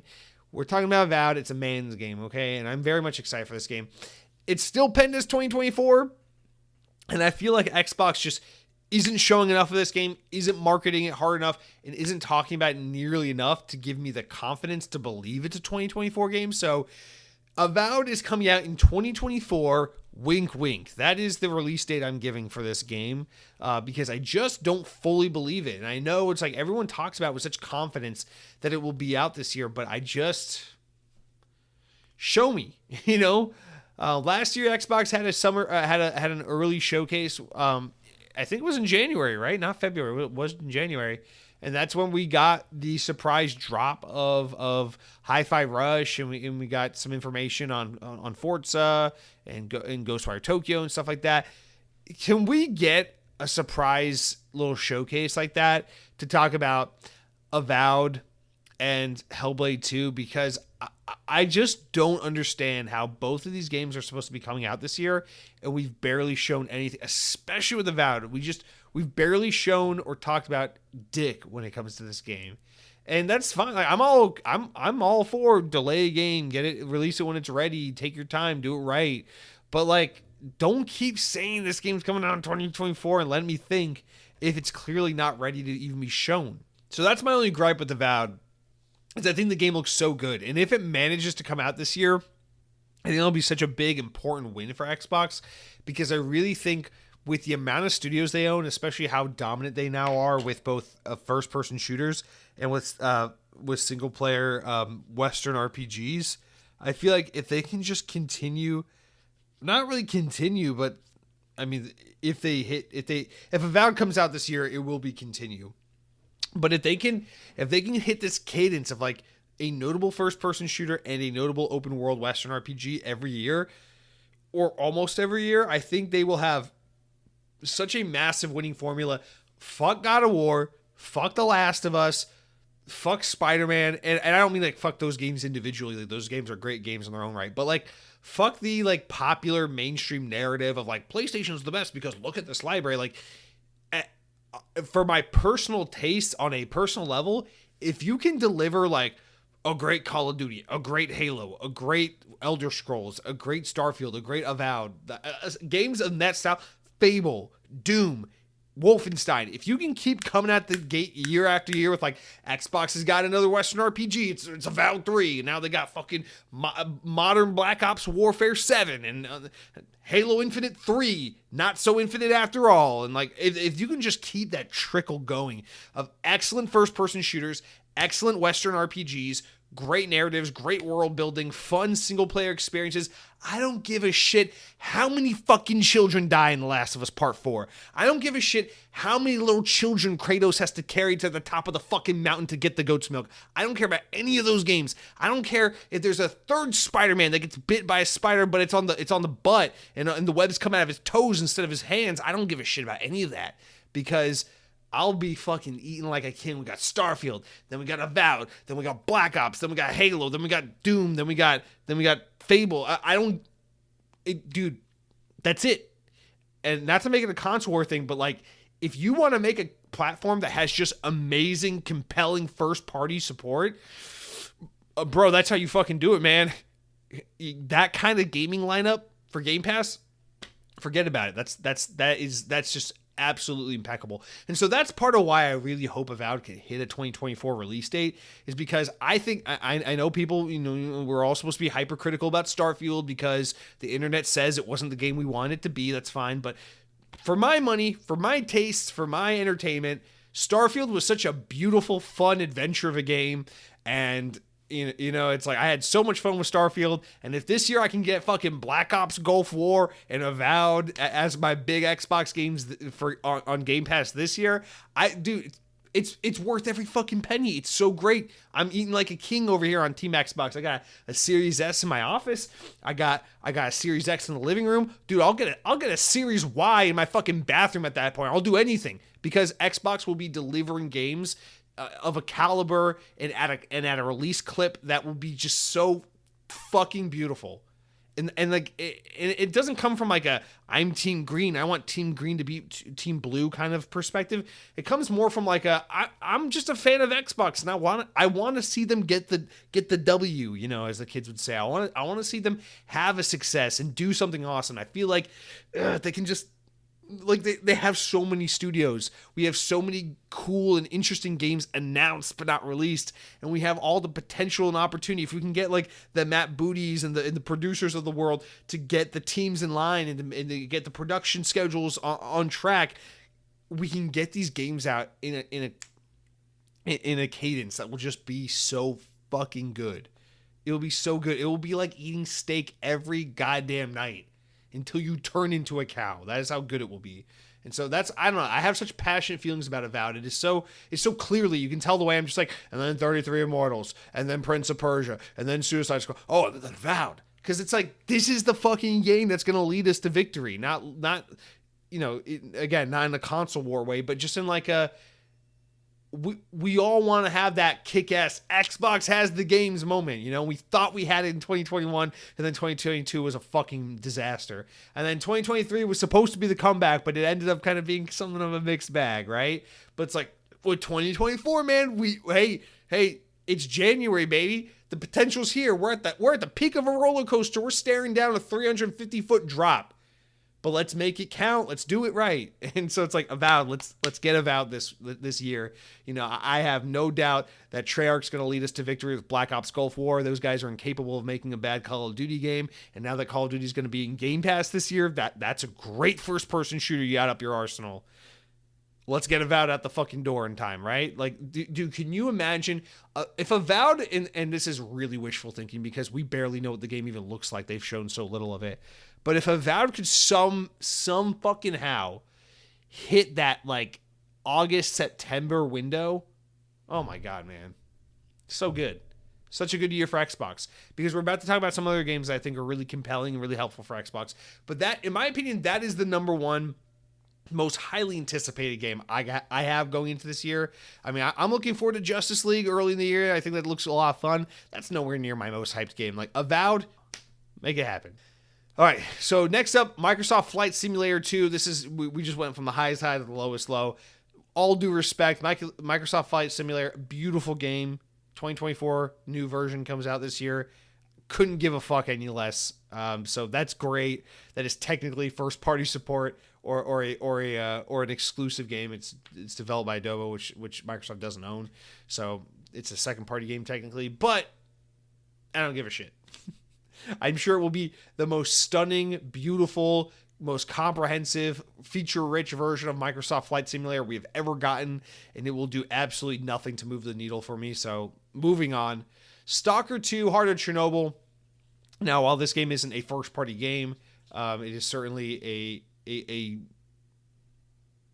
a great second-party game that they have going for them.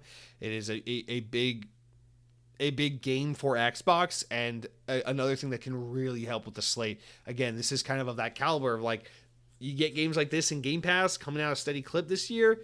Stalker 2, Avowed, Call of Duty. Like, this is how you build out a stellar lineup of 2024 games. Now, obviously, this game comes with a huge special little asterisk next to it because it is being developed in Ukraine right now, and there's a huge, very understandable reason why the game has been delayed so heavily. So it's kind of one of those things where it's like, I'm not rushing this game. We'll get it when we get it.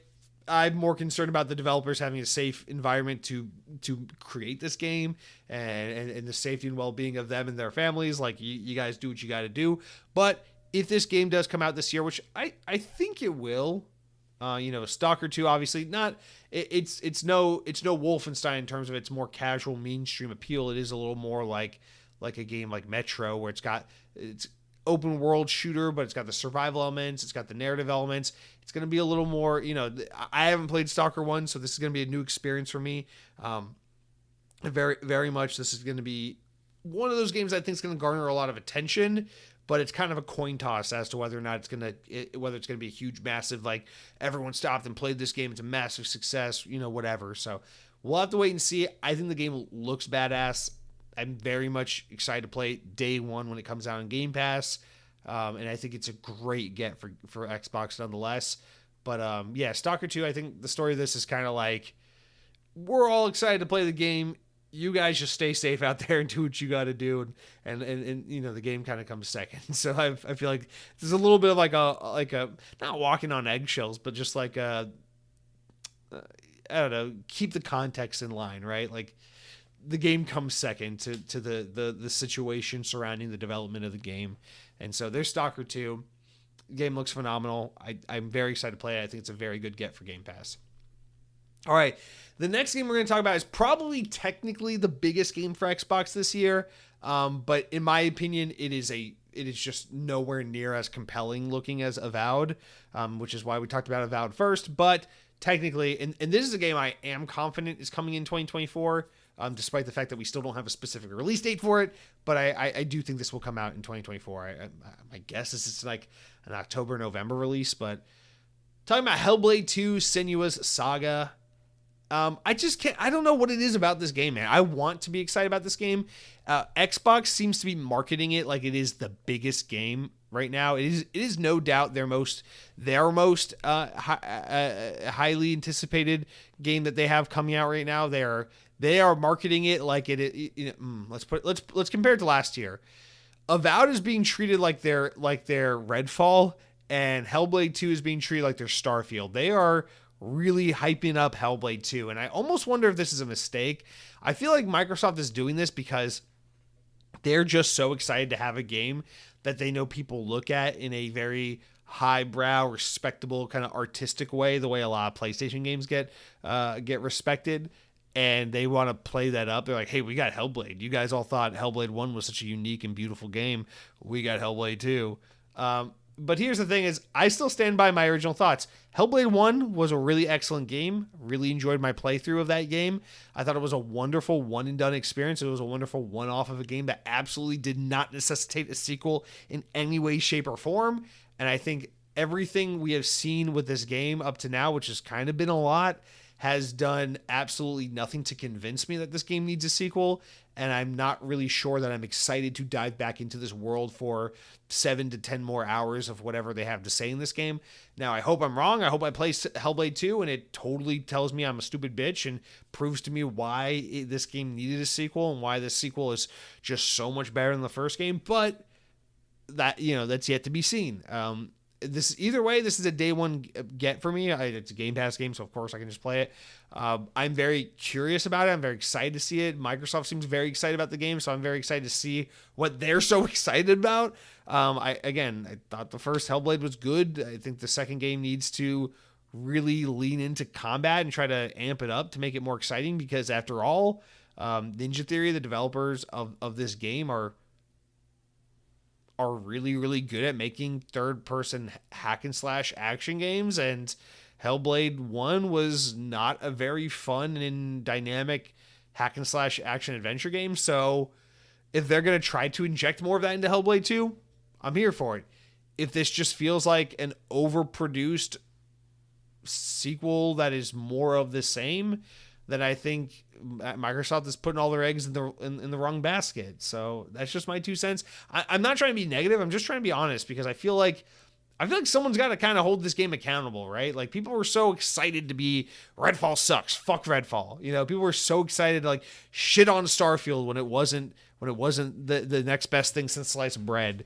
But if I'm going to be critical about anything I see coming a mile away when it comes to Xbox, I just don't think Hellblade 2 looks all that special. I think it looks like a lot of money and production effort pumped into the wrong game. And I hope the game proves me wrong and has something really important to say and to show that justifies the many, many years put into this game. I mean, the first Hellblade came out in 2017, so by the time this game comes out, it's like, okay, what have we been doing for 7 years? We're making just a Hellblade 2? So I don't know. I'm excited for it. The game looks good. I have no doubt that the production will be out of this world. The sound design will be dynamic. The visuals and graphics will just be so impressive. Great. How's the game? Looking forward to Avowed.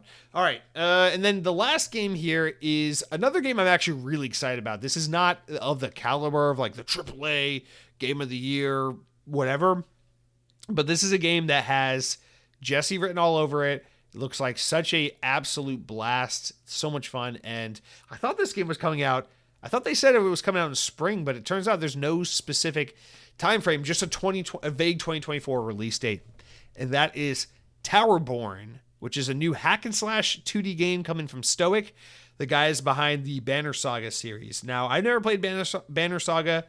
Probably never going to play Banner Saga, but I will play the fucking hell out of Towerborn. This game looks phenomenal. This looks like a serious version, not like serious, not like don't laugh. I look at my face. I'm serious, but like, less comic mischief, cartoonishly violent version of Castle Crashers. Why am I blanking?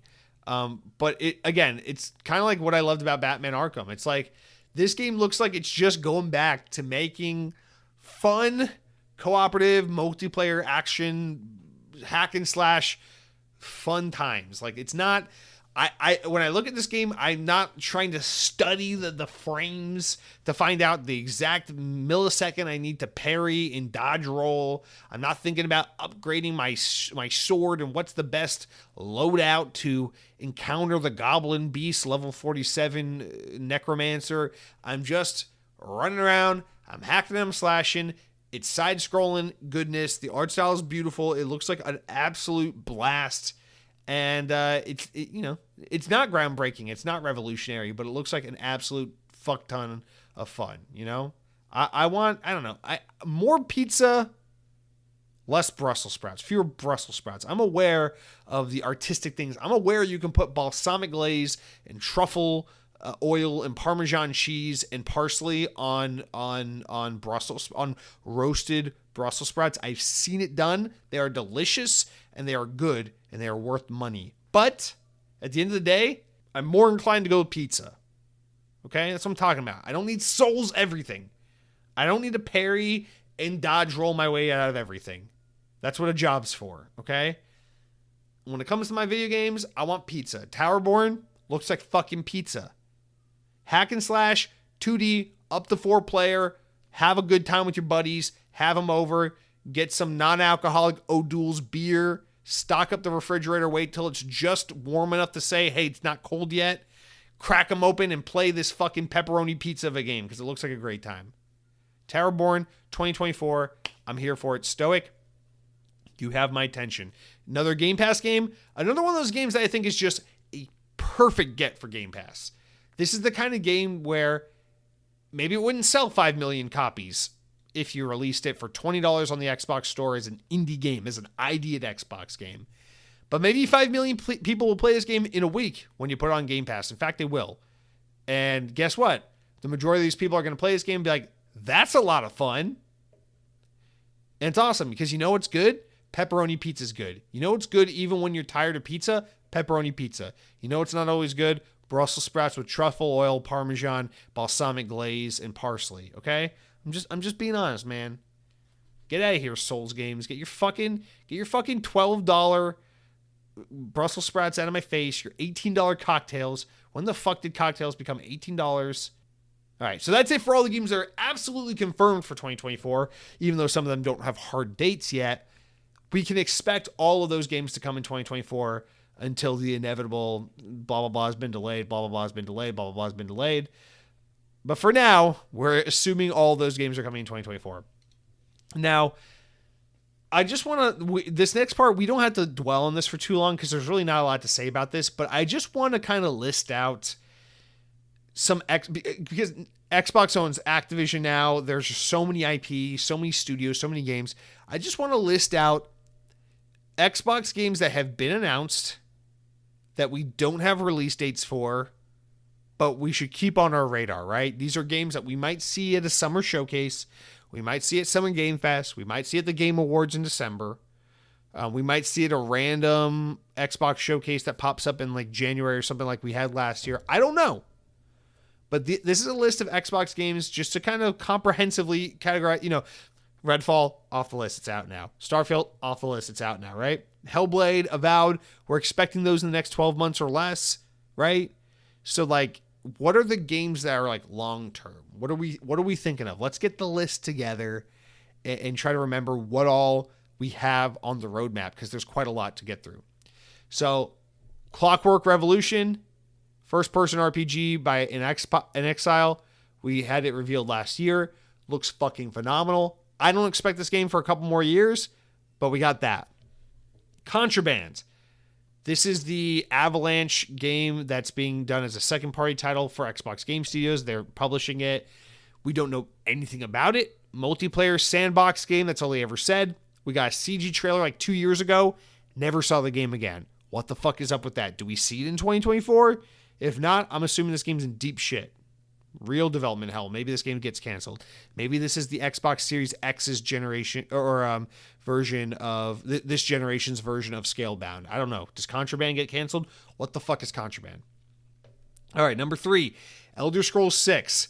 Big fat laugh if you think we're seeing this game anytime soon. We are not. But now that Bethesda Game Studios has Starfield out, this is the next game on their to-do list. Everwild, this is Rare's next game, the guys making that make Sea of Thieves. Now we know this game had some internal kind of reboot or something like that, but we saw a trailer a couple of years ago and then never saw it again. So maybe we see this game this year. I don't know. What is this game? We don't know. I'm very curious to learn more about it. All right, next up is Fable. Fable is the one that has me the most confused because I thought the assumption was Fable is a 2024 game, but now I think people are saying it's a 2025 game. Either way, I think the plan is to have this game out in the next 12 to 18 months. So Fable, even if we don't get it this year, is at the very least, I think, very, very much a game we're going to see extensively this year because it will probably come out next year. So if the big Western RPG game for 2024 is Avowed, that means 2025's game is Fable. One of these a year. If that's the idea, then probably Fable next year. I assume we'll see quite a bit of it. I'm excited to see extensive gameplay, not snippets, extensive gameplay Fable this year. So that's 5. Number 6 is Indiana Jones Machine Games Indiana Jones game. Speaking of games that have been announced for a while that we haven't seen, Indiana Jones, I still don't think we get this game till 2025 or maybe even 2026, but I do think this is the year where we get to see gameplay. So I am very much expecting and looking forward to Indiana Jones gameplay reveal this year. Let's make it happen, because if you think about it, Bethesda doesn't really have a whole lot in the cooker right now, right? It's like, okay, Indiana Jones, Elder Scrolls, which is forever away. You know, we got to get something revealed from Bethesda, and I think Indiana Jones is going to be that game. Speaking of Bethesda, next up is Marvel's Blade. This game just got announced. I don't think we see it at all this year. I think what we saw at the Game Awards is all we hear about this game for at least a year. This is probably a 2026 game, maybe a 2027 game. So Marvel's Blade, I don't think we're gonna hear anything about it this year. Maybe, just maybe, we get a story about what's going on with the exclusivity fiasco surrounding it. People are assuming it's Xbox exclusive, but Xbox didn't say anything about it. Maybe we get that story this year, but I don't think we see this game at all otherwise. All right, next up is OD. This is the new Hideo Kojima game that's not a game that he's working with Jordan Peele on. We just saw the Game Awards. What is it? I don't fucking know. I think maybe we see this game in a year. I think this is another one of those games where it's not Xbox's duty to show this game and talk about this game. It is Jeff Keighley's job, because he is Hideo Kojima's boyfriend, and it is most likely we will not hear about this game until the Game Awards. So if we see it this year, it'll be in December. Otherwise, I think OD goes back to being a silent game. All right, next up, Perfect Dark. This is another one of those games. So the initiative, in conjunction now with Crystal Dynamics, if we do not see Perfect Dark gameplay this year, an extensive gameplay reveal with a target release date, even if it's not specific, I'm talking about like 2025.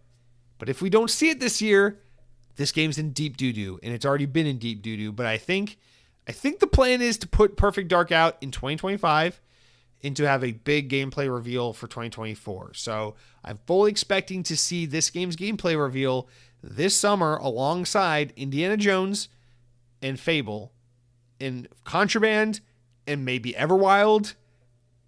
So I know it's wishful thinking, but that's what I'm expecting. And then the next 2 games also go on that same exact list where I am expecting full gameplay reveals for these games with potential 2025 release years. South of Midnight and State of Decay 3.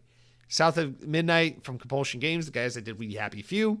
In State of Decay 3, the sequel to State of Decay 2 from Undead Labs. So again, both of these games, where are they? They've been in development for so long. We know State of Decay has apparently had some development troubles.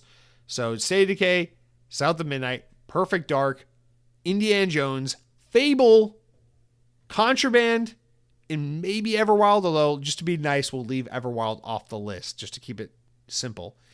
Those are 6 games I fully expect to see gameplay of, release dates for this year, and then we get them in the next 18 months or so. Like, we're at that point, man. It's like, I mean, come on, man. I mean, like most of these games, State of Decay 3, we've known about for years. Perfect Dark, we've known about for years. Indiana Jones, we've known about for years. Fable, we've known about it for so many years. So many years. I had baby teeth when we first heard about that game. Everwild, we've heard about it for a couple of years. Contraband, we've heard about it for a couple of years. Like, now's the fucking time. We're at that shit or get off the pot moment for these games. And I mean, I think 2024 seems, in my opinion, just slightly underwhelming.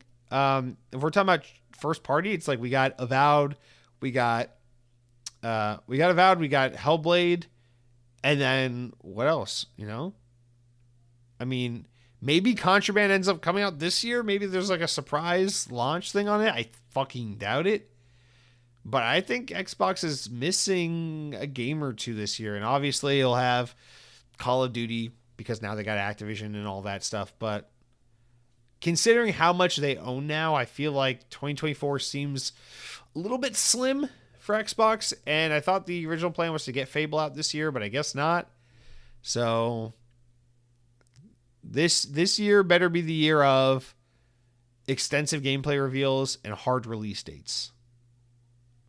All right, so that's it for what's coming up this year, what we expect this year. Now, I do want to touch on hardware a little bit because obviously later last year we had those crazy leaks that Microsoft accidentally leaked with all the hardware stuff that they were working on. And a lot of those plans have probably changed. A lot of those things are probably never coming to fruition or coming in different ways. But supposedly this year, if those internal documents are still to be believed and are still up to date and current and accurate, we're going to get the Xbox Series X refresh, Project Brooklyn, that round cylindrical looking Xbox Series X that is discless. It has a couple updates and enhancements for the same price of $500 US. I mean, they've been doing big discounts on Series X and S consoles, so maybe they are expecting refresh hardware this year. There's also a Series S refresh that's apparently on the way this year, and then also the Sibyl controller, which is that new DualSense style controller that has all the crazy features, the always connected thing, the pick up and play, Bluetooth features, all that stuff, haptics. And so it could be a big year for Xbox in terms of hardware. I think the big thing here to note is that PlayStation is going to release a PlayStation 5 Pro this year in 2024. And Xbox seems fully set on not having an Xbox Series X version X or whatever you want to call it. And so we're going to have a weird thing at some point this year where you look at the latest generation of gaming hardware, and at the bottom of the spectrum is going to be the Xbox Series S. Then the middle is going to be the PS5 and the Xbox Series X. And at the upper end of the spectrum is going to be the PS5 Pro. And Xbox isn't going to have anything. So in the middle will be both of them. At the bottom will be Xbox, and at the top will be PlayStation in terms of hardware performance and technicality, technical power and everything. And even though, a box like the Series S will always outsell a box like a PS5 Pro, optically it doesn't look good for Xbox to be known as the place with the lowest powered console, and PlayStation is the place with the highest powered console. And so I feel like even if it is a niche product, kind of like the Xbox One X was, it's still something you kind of are obligated to do, is put out that more powerful machine just for your most hardcore audience, just to kind of give them a little something and as a means of staying competitive with your major competitor and being like, hey, we have a more powerful box in our arsenal too. We're not falling behind in any way. And I find that just especially odd because Xbox has historically just been, under Phil Spencer's leadership, especially, just been so big on the whole, like, the world's most powerful gaming console, teraflops. They've been in the shitter for, they've been criticized for that stuff so many times, and now they're seemingly okay with ceding that ground to PlayStation. So I'm really curious to see what they do with hardware. I'm not totally convinced that the stuff that leaked is exactly what we're getting at this point. That's old info. So I'm really curious about that, but we will have to wait and see. At the very least, I'm very excited about this Sibyl controller or whatever.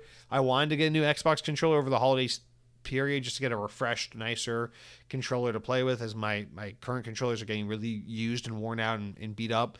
But I'm holding out because I'm waiting for this controller. I really want to see this thing. I have a strong feeling we're going to get it by sometime this summer. And so really looking forward to seeing that bad boy this year, hopefully. All right. And then I have a prediction for 2024. This isn't like a list of predictions. I was going to do a list of them, and I was like, you know what? I don't want to be disingenuous and just come up with shit just to come up with shit for entertainment's sake. But I do have one prediction that I want to throw out there. I don't fully believe in this, but I feel like an opportunity is potentially here, and Xbox has to pursue this possibility to the furthest extent if it really is an opportunity for them. And that is that I think in 2024, Microsoft should reacquire Bungie. They should. Right now, Bungie is a mess. They are hemorrhaging money. They are doing horribly right now with player retention and revenue from Destiny.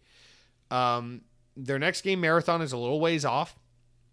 And PlayStation is clearly struggling with them right now. PlayStation's owned them for, I think in a month or two, it'll be, 2 years since they acquired them? Is that how that works? Holy shit. How did time go by that fast? Anyway, so yeah, PlayStation bought them almost 2 years ago. And I think PlayStation regrets it. They're losing money. They came in to evaluate PlayStation's games as a service efforts. PlayStation now seems to be not backing away from, but de-emphasizing the amount of effort they put into this games as a service initiative that they're headed towards.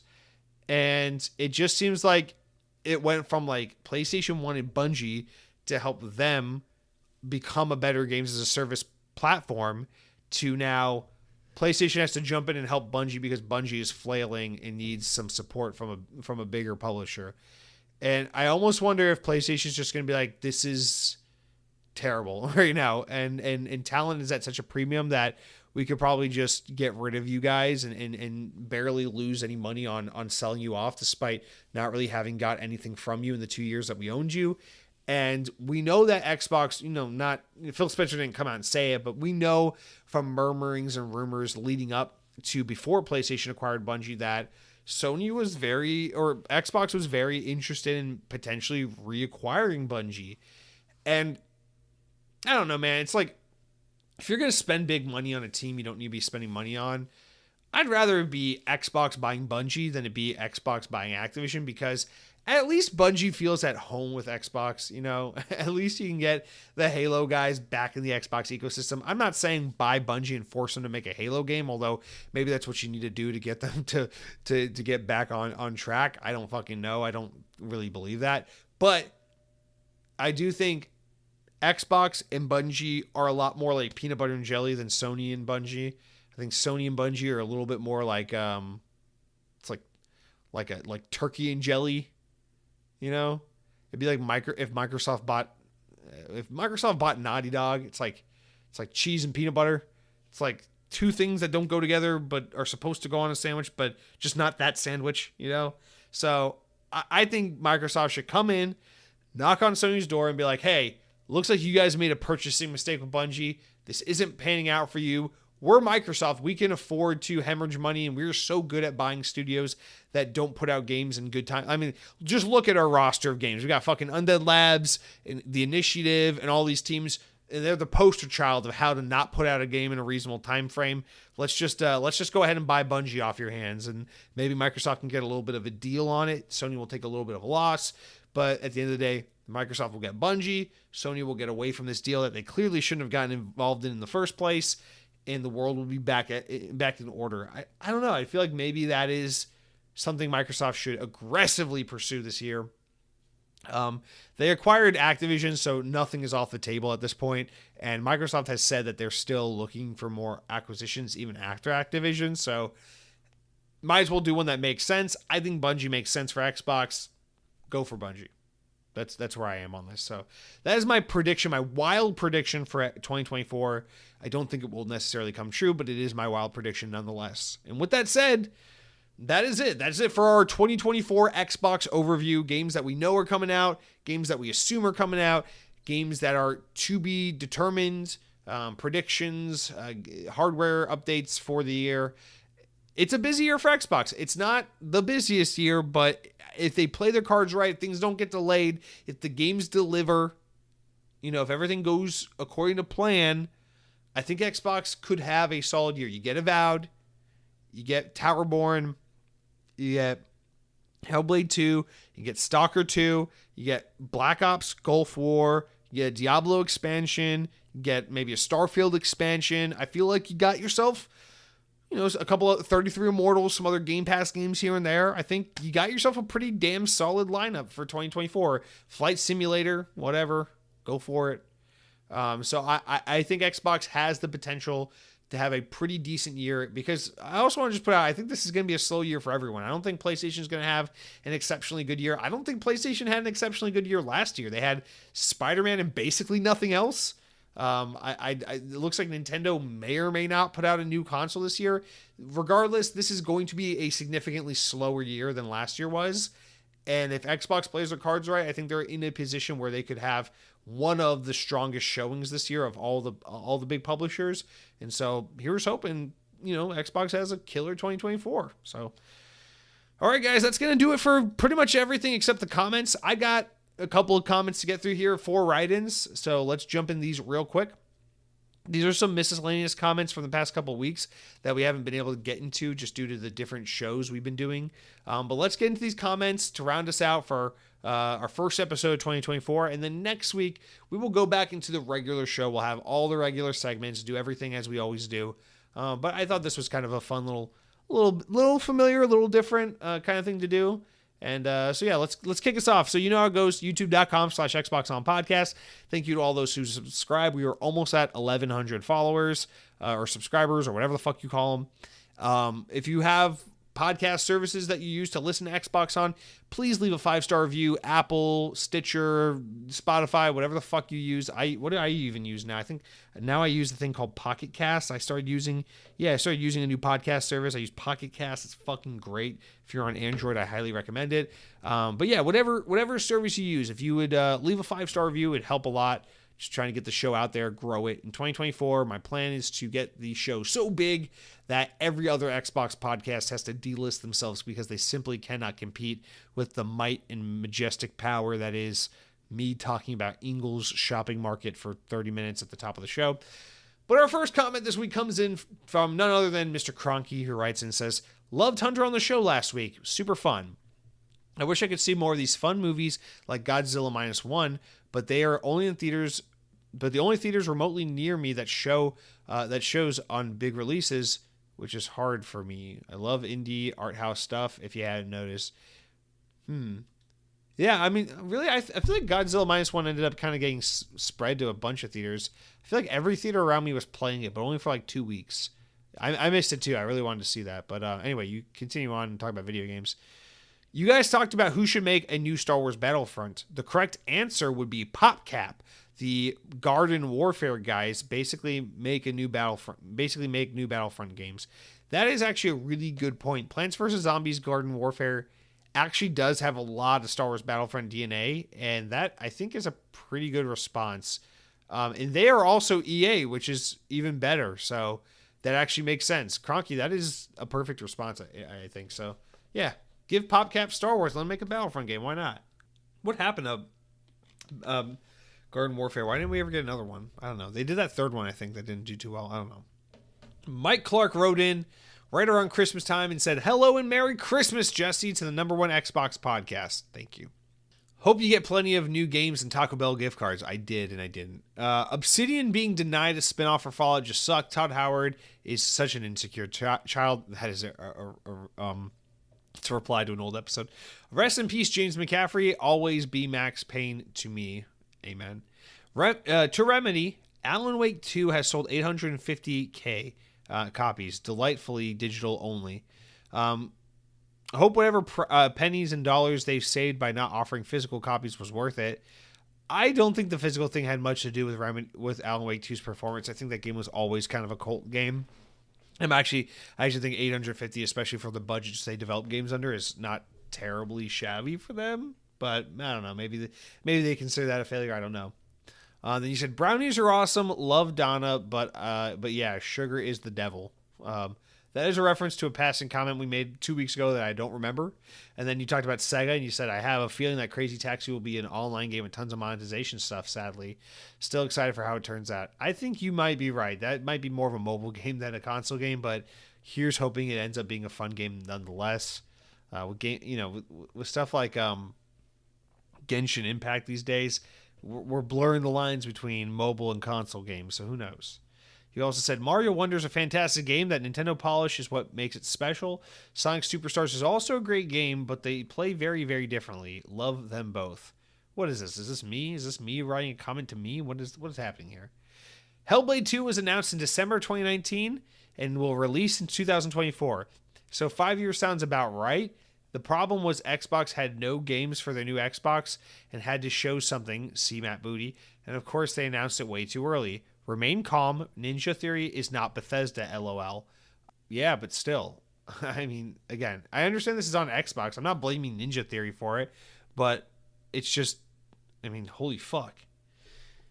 In the marketing hype around, and that's the thing that's starting to get me about Hellblade. It's like the marketing hype behind it. When I think clearly Avowed is your bigger game, but I don't know. I think they're just trying to lean into what the market likes these days, and I guess that makes sense. But like, Avowed's gonna be a better game. I will never understand what Matt Booty has done to make him the leader of one of the largest publishing studios in the world. Can Rod Ferguson get his own studio, please? A fucking man. And then finally you said, about Marvel's new Blade game, it'll be very cool, but let's not pretend not only how great it could be, but that we will never get a Spider-Man, X-Men, or Wolverine in sales and popularity. Or that Blade will never be as popular as those games, yes. It is a step in the right direction as Xbox needs third-person narrative-driven games.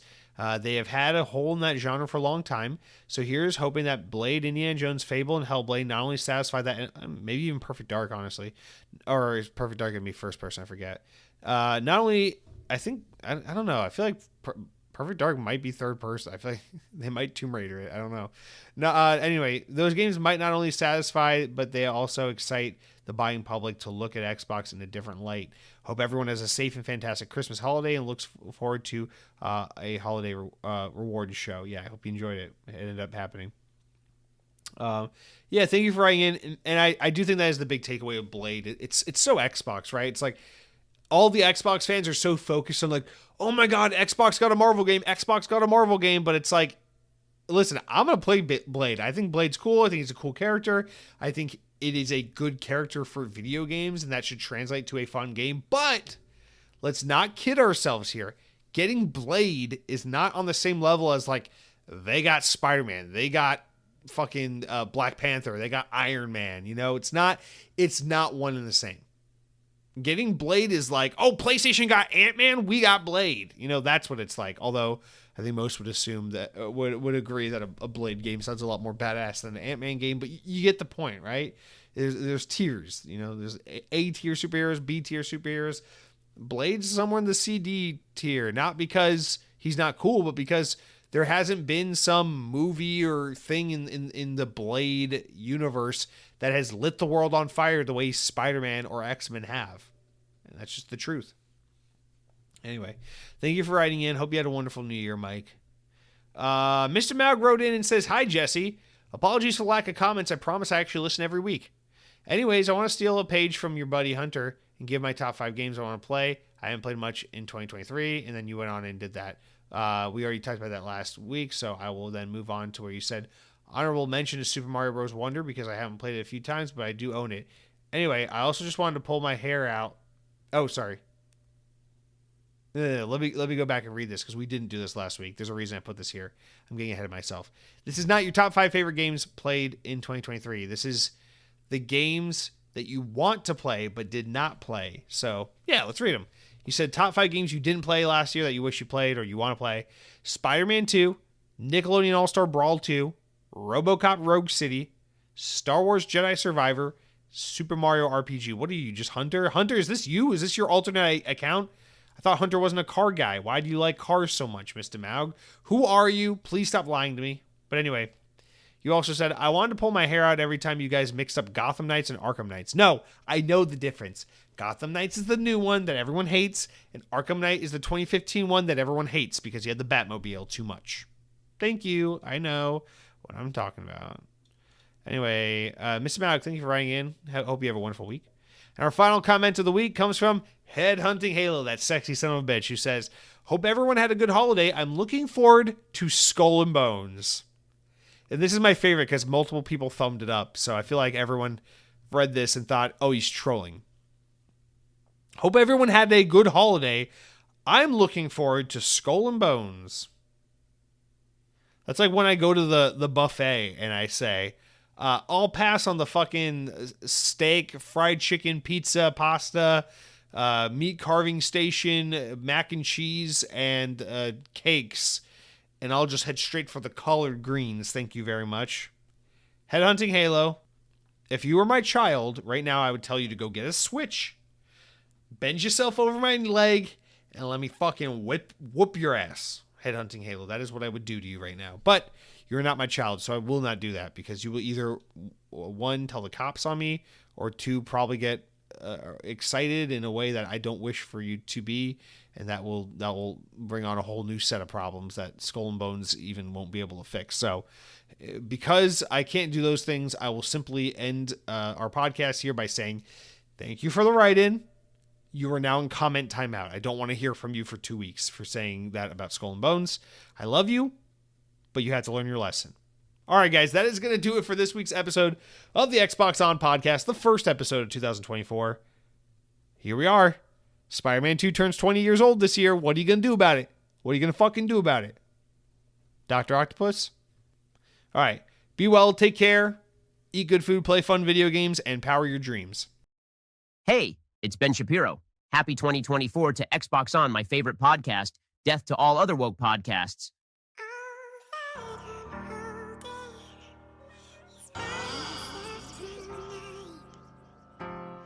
All that I'm holding is myself tonight.